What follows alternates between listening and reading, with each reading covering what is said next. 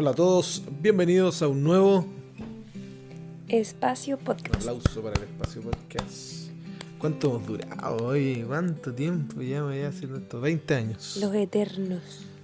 El fin de semana andaba fuera de Santiago y la directora J me dijo, lo escuchamos todas las semanas. Oh, dije, solo por usted lo vamos a seguir haciendo, porque parece que es la última que queda. Eso. Oye, ¿cómo estáis, Titi? Seguimos acá, los de Real.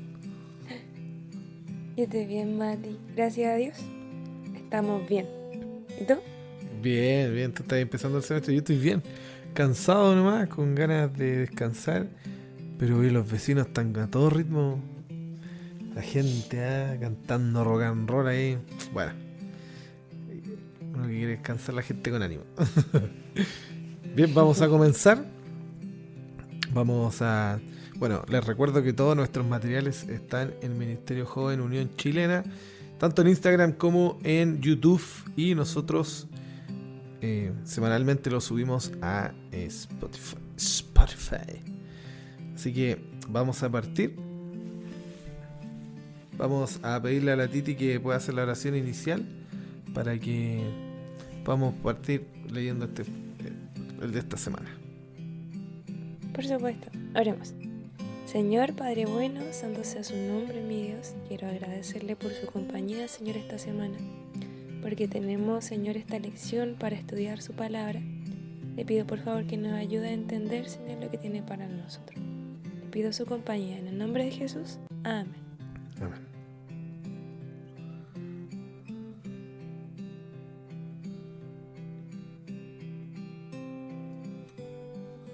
Ahora viene, inicia.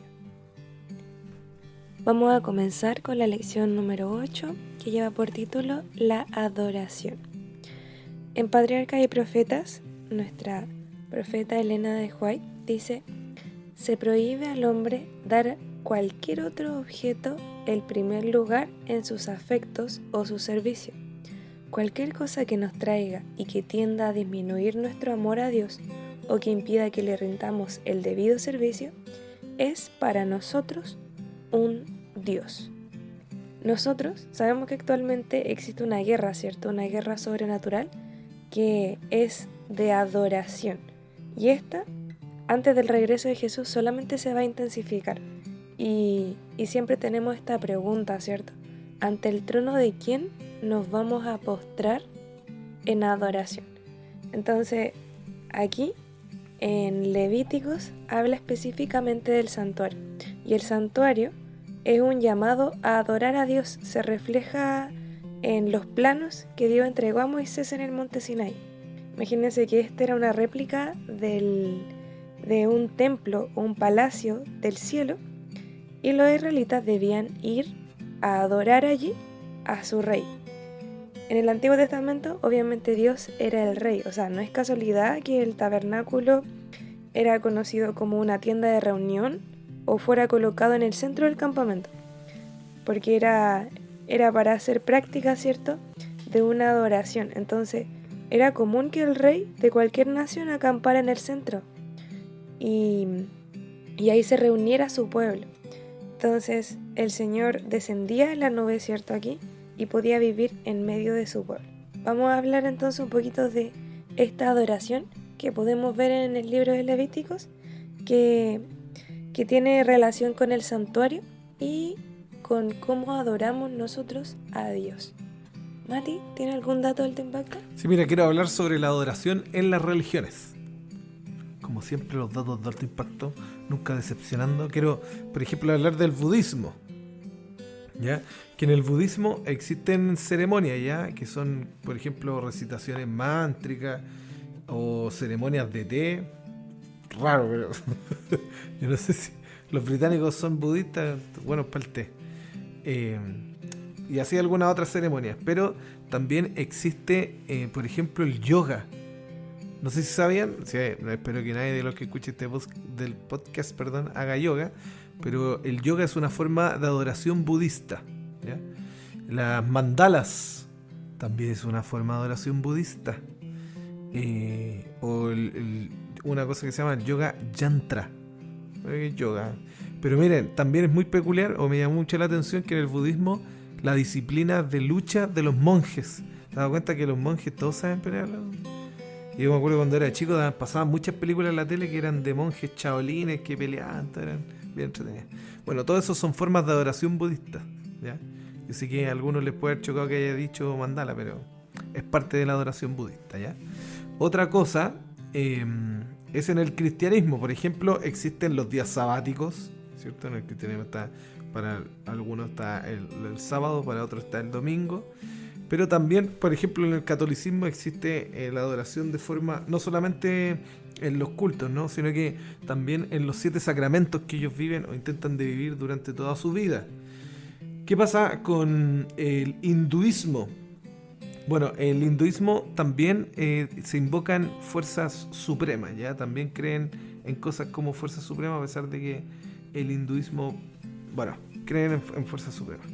Y el hinduismo también, una forma de adoración es tener objetos, ¿ya? Para adorar, digamos, figuras. Mira, en el Islam, para los que habían escuchado, yo creo que ya lo sabían, pero el Islam se delega en los 5 pilares de la fe. Los 5 pilares de la fe del islamismo son la declaración de fe, el segundo pilar es la oración, el tercer pilar es la santificación o la purificación, el almsgiving, el cuarto pilar es el ayuno y el quinto pilar es el peregrinaje.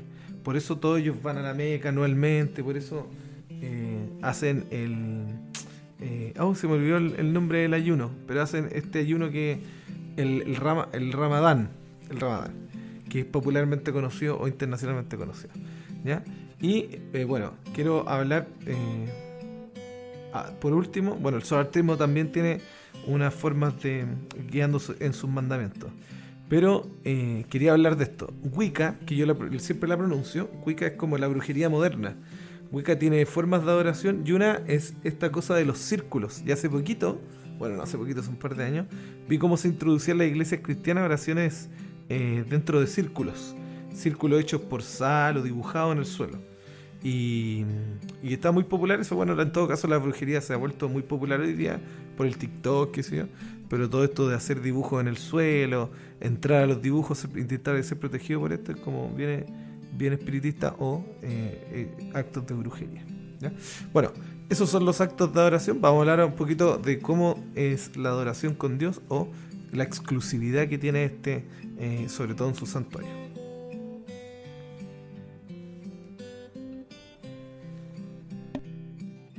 Ahora viene, escribe. Vamos a comentar el texto bíblico de esta semana, que es Levíticos 9, y yo voy a leer particularmente del 22 al 24. Y dice así: Después Aarón alzó su mano hacia el pueblo y lo bendijo, y descendió después de ofrecer el sacrificio por el pecado, el holocausto y los sacrificios de paz. Luego Moisés y Aarón entraron en el tabernáculo de reunión. Al salir, bendijeron al pueblo, y la gloria de Jehová se apareció a todo el pueblo.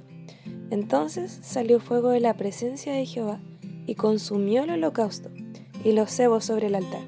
Al ver esto, todo el pueblo gritó de gozo y se postraron sobre sus rostros. Qué maravilla ver cómo el pueblo estaba adorando, ¿cierto? Del holocausto y todo lo que estaba pasando en el santuario. Mati, cuéntanos, ¿qué te pareció esta lección? ¿Qué te gustaría recalcar? Mira, 2 cosas quiero hacer alcance sobre la lección, sobre el santuario y la adoración, ¿ya? Primero, el acto de tener un santuario, que es obviamente el hecho de un templo que se ocupa para los dioses en el paganismo, o el lugar donde habitan los reyes, ¿ya? Y el santuario siempre nos acompañó en toda la Biblia. Por ejemplo, en Génesis, el Edén, que es un huerto, no es un jardín, el Edén era un santuario. ¿Por qué? Porque cuando Adán y Eva estaban en el Edén podían comunicarse con Dios, pero cuando fueron expulsados empezaron a alejarse un poquito en la comunicación presencial, hasta después había intermediarios ángeles y después tenían que ser profetas. Pero entrar directamente al Edén era estar en la presencia de Dios. Por eso el ángel lo vigilaba desde la puerta, así como los ángeles vigilaban la puerta del propiciatorio o la tapa del propiciatorio. Después vemos el santuario nuevamente en Éxodo 19, cuando el pueblo es liberado de Egipto. ¿Te acuerdas, Titi? Que llegan al monte y ellos acampan alrededor del monte, pero el monte es cercado. Y la norma dice que si alguno intenta entrar tiene que ser flechado, si no me equivoco, porque el monte era santo, era un lugar santo. ¿Por qué? ¿Por qué era santo, Titi? ¿Te acuerdas? ¿Por qué el monte Sinaí era santo? Porque el Señor estaba... Muy bien, porque la habitación del Señor era el monte. La Shekinah que hablaba igual en la lección, esto que se veían nubes encima, era Dios. Ellos no veían físicamente a Dios, pero sabían que estaba ahí porque lo escuchaban. Entonces, ¿quién sube solamente ahí? Moisés y los ancianos. Entonces después Dios toma la misma figura y les dice, bueno, ahora voy a hacer para habitar siempre en medio de ustedes. Entonces háganme un santuario. Y se lo pone simple, ¿no?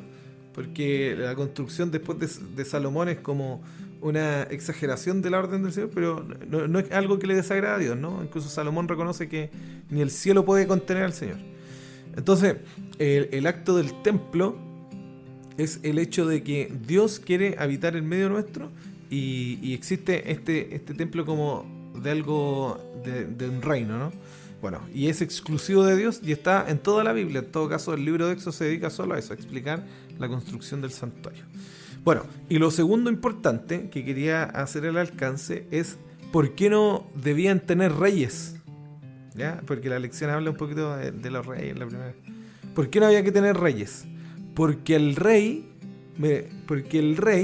bueno, era solo Dios, pero el rey reemplaza un poco el acto de veneración. El rey toma el lugar en un trono. El rey toma algo que se le llama impuestos, ¿ya? Que el impuesto es un tipo de diezmo. El rey toma el lugar del liderazgo y no solo eso, sino que el de la honra. Te das cuenta que cada vez que aparecen los reyes, bueno, los profetas y todos los respetan, ¿no? Y dice, viva el rey y vive Dios. Es como que, bueno, yo sé que tú eres el que manda, pero manda Dios aquí, ¿no? ¿Cachai? Entonces, quiero decir que un acto, bueno, eso aparece en 1 Samuel 8, cuando el pueblo le pide a Samuel, dice, Samuel, danos un rey. Y era como, Samuel, pero ¿cómo si Samuel, por qué le molesta que pidan un rey? ¿Y por qué para él es una traición? Porque sabe que el puesto del rey, en cierta forma, reemplaza la veneración a Dios. Y quiero hacer un alcance con la Iglesia Católica, ¿ya? Si hay algún católico escuchando, me perdonará, pero siempre se ocupa el término de adoración en contraste con veneración. El católico dice, no, nosotros a Dios lo adoramos, pero a la Virgen la veneramos. O a las figuras, no sé cómo le quieran llamar. Entonces hablan de la adoration, ¿ya? Que es solo para Dios, y la veneration, que es para las cosas que son como los santos, los beatificados. Pero lo extraño es que solo cambia el término, pero en la práctica es lo mismo. Porque la veneratio, que se le ocupa a los santos, es lo mismo que se le ocupa a Dios. O sea, también le prenden velita, también le oran, también le piden favores, también se confiesan, también le piden perdón. Todo lo mismo que le hacen a Dios, se lo hacen en la veneratio. Entonces, esto un poco reemplaza al rey. Por eso Samuel no quería rey, porque les dice, oye, te están traicionando si tú eres el rey. Se supone que a ti es toda la adoración. ¿Y por qué digo todo esto? Porque la adoración es exclusiva de Dios. Solo a Él se la adora. Solo a Él se la adora. Hoy día la adoración está súper modificada. Hoy día el worship. Siempre me da risa porque me preguntaba a algún amigo, oye, ¿qué música escuchaba? Pues esperando que me dijeran, no sé, Bach. Yo escucho worship, me decían. Worship.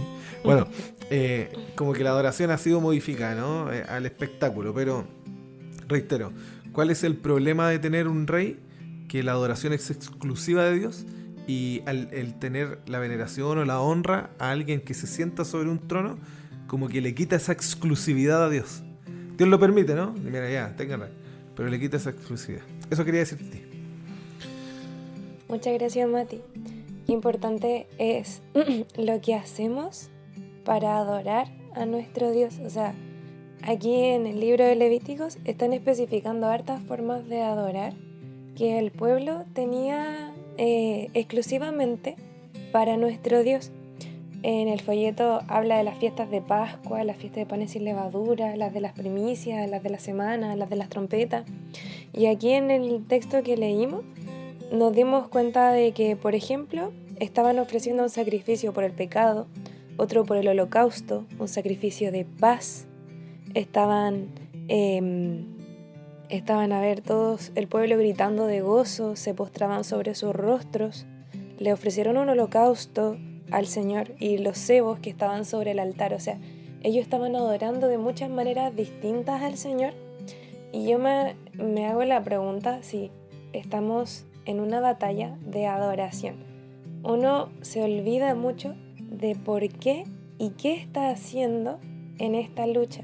Porque tú puedes ver que hay muchas fiestas, pero por qué las hacían era algo muy importante, o el simbolismo que hay dentro del santuario para con todas las cosas que había dentro. Era muy importante el porqué de las cosas, el por qué todo estaba bañado en oro, el por qué había una división, ¿cierto?, en el santuario, el por qué hacían una fiesta de Pascua, querían, estaban agradeciéndole al Señor, estaban adorándolo por liberarlos de los egipcios. ¿Y qué estaban haciendo? Estaban ofreciendo, ¿cierto?, corderos pascuales en la fiesta de los panes sin levadura. ¿Por qué lo estaban haciendo? Porque el Señor lo había guiado sobre la huida de Egipto, sobre la precipitada esa huida que tuvieron que correr. ¿Y qué se respetaba? Los panes sin levadura. Eso era su forma de adoración. Entonces, la fiesta de las primicias, por ejemplo, se le ofrecía lo primero de las cosechas al Señor. ¿Pero por qué? Era un momento para agradecer al Señor por todo lo que le estaba dando. Ahora, traigámoslo un poquito a lo actual, porque nosotros ya no tenemos un santuario como tal en el cual ver la presencia de Dios o un holocausto que sea como consumido por el fuego de Dios. Pero en la práctica, ¿por qué hacemos distintas adoraciones? ¿Y qué es lo que hacemos? Tenemos así como el ejemplo del diezmo, la ofrenda o los pactos. Hacemos eso, pero ¿por qué lo hacemos? Hay algunos que son por agradecimiento, hay otros que son por fidelidad al Señor y hay otros porque uno quiere reclamar promesas. Entonces es muy importante que nosotros sepamos el por qué estamos haciéndolo y qué formas tenemos de adorarle al Señor en nuestros tiempos. También tenemos recibir el sábado. Ir el sábado a la iglesia y dedicárselo al Señor también es una forma de adoración. O lo más conocido, ¿cierto?, es dedicarle los dones al Señor, que podemos estarle agradeciendo por el don que nos dio. Podemos estarle siendo fiel al Señor, dedicándole nuestros dones. Podemos hacerlo por distintas maneras, pero es muy importante que sepamos el por qué estamos adorando al Señor. ¿Qué significado tiene lo que estamos haciendo? Bueno, y la importancia, porque ya saben que es una lucha de adoración, y si esto no se lo estamos haciendo al Señor, se lo estamos haciendo a alguien más. O sea, Elena de White fue súper clara en el texto que decía que cualquier cosa, cualquier objeto, cualquier persona que quite esta adoración del Señor está siendo tu Dios y está cometiendo idolatría. No hay otra palabra para eso. Entonces es muy importante que sepamos por qué y sepamos qué estamos haciendo y adoremos al Dios que hizo los cielos y la tierra. Me gustó mucho el texto bíblico que hablaba de esto en Apocalipsis 5:12, que mostraba a quién era digno, ¿cierto?, de gloria, de alabanza, que era esta persona que pudo romper los sellos, esta persona que venció el pecado, este sumo sacerdote, que decían, miren, Apocalipsis 5:12, dice así: y decían a gran voz, digno es el Cordero que fue inmolado de recibir el poder, las riquezas, la sabiduría, la fortaleza, la honra, la gloria y la alabanza. Nosotros estamos tratando con un Dios que se merece todo esto y mucho más. Entonces, busquemos la forma de adorarlo como Él quiere, sepamos por qué lo estamos haciendo y dediquémosle esta adoración solamente a este Rey que se merece todo.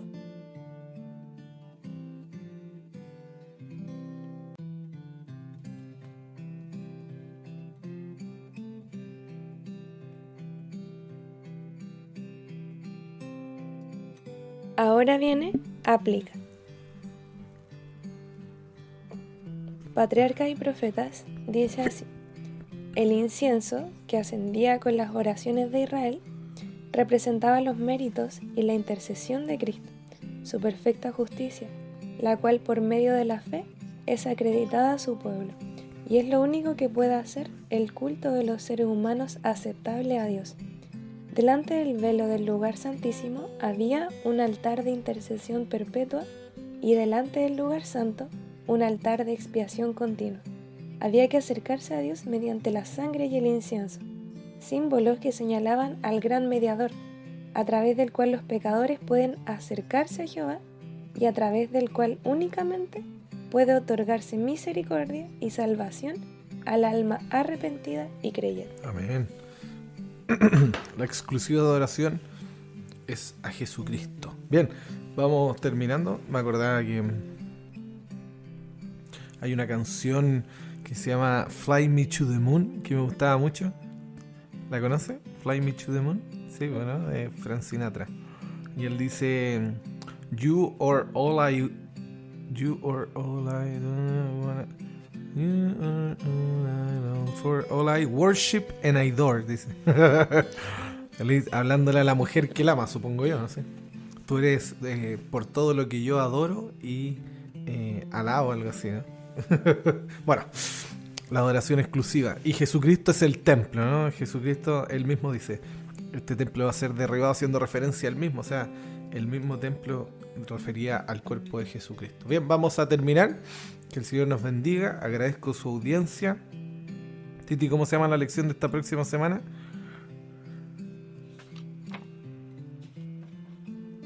Lleva por título La salud.